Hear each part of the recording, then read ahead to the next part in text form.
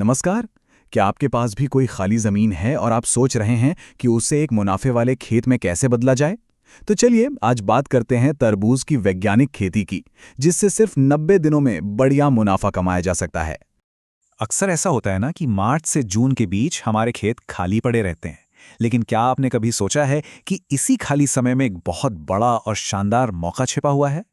जी हाँ, आपने बिल्कुल सही सुना। प्रति एकड़ इतना नेट प्रॉफिट, ये आंकड़ा आपको अंदाजा दे रहा होगा कि ये मौका कितना बड़ा हो सकता है।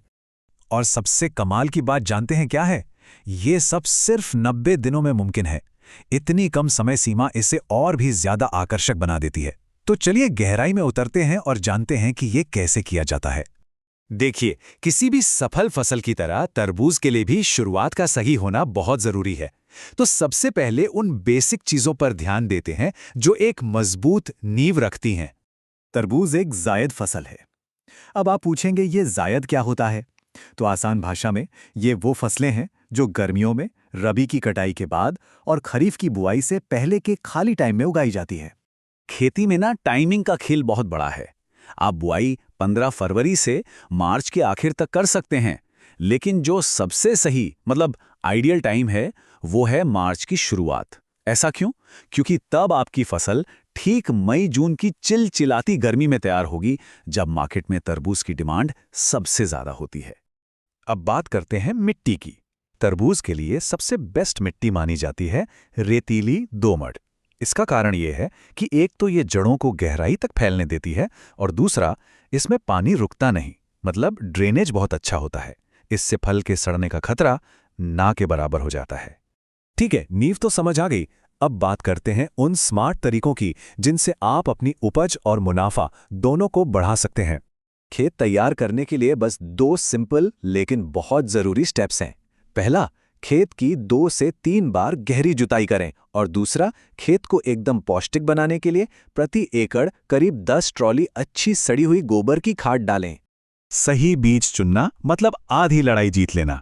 हमेशा हाइब्रिड किस्में चुनें क्योंकि इनसे पैदावार ज्यादा होती है। सरस्वती, मधुबाला या NS 2995 जैसी किस्में बाजार में खूब चलती हैं, मतलब आपको इनका दाम भी अच्छा मिलता है। देखिए, आज के ज़माने में खेती के लिए नए तरीके अपनाना बहुत ज़रूरी है। मल्चिंग फिल्म और ड्रिप इरिगेशन, इनका इस्तेमाल ज़रूर करें। इससे फालतू घास फूस कम उगती है, पानी की ज़बरदस्त बचत होती है और सबसे बड़ी बात, आपकी पैदावार भी काफ़ी बढ़ जाती है। पौधे लगा दिए, बहुत बढ़िया, पर अब उनकी सही देखभाल भी तो करनी होगी ताकि फल बड़े भी हों और मीठे भी। चलिए देखते हैं कि ये कैसे करना है। खाद देने का तरीका बहुत सिंपल है। शुरुआत में जब बेलें बढ़ रही हों तब उन्हें नाइट्रोजन दीजिए, लेकिन जैसे ही फल लगने शुरू हों पोटेशियम का छिड़काव करें। एक बात याद रखिए, पोटेशियम ही वो चीज़ है जो तरबूज को बड़ा और मीठा बनाती है। और हाँ, एक बहुत ही ज़रूरी टिप, तरबूज को पानी चाहिए, बिल्कुल चाहिए, लेकिन खेत में पानी का ठहराव उसके लिए जहर जैसा है। इससे फल सड़ने लगते हैं।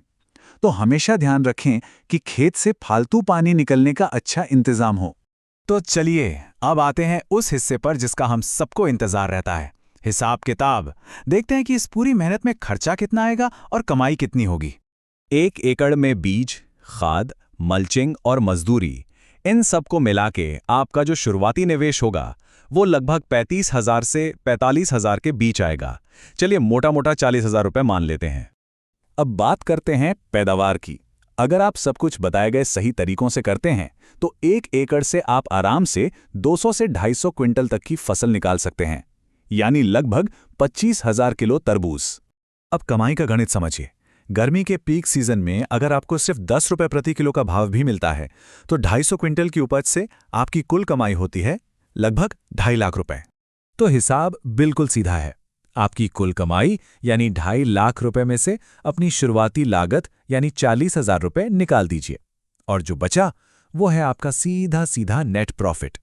और ये रहा वो शानदार नंबर, प्रति एकड़ 2 लाख रुपए से भी ज्यादा का शुद्ध मुनाफा। है ना कमाल का नतीजा? तो फिर देर किस बात की?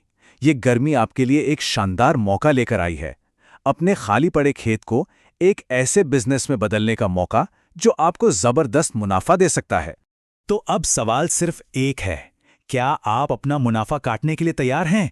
ये मौका आपके सामने है, बस इसे लपकने की देर है।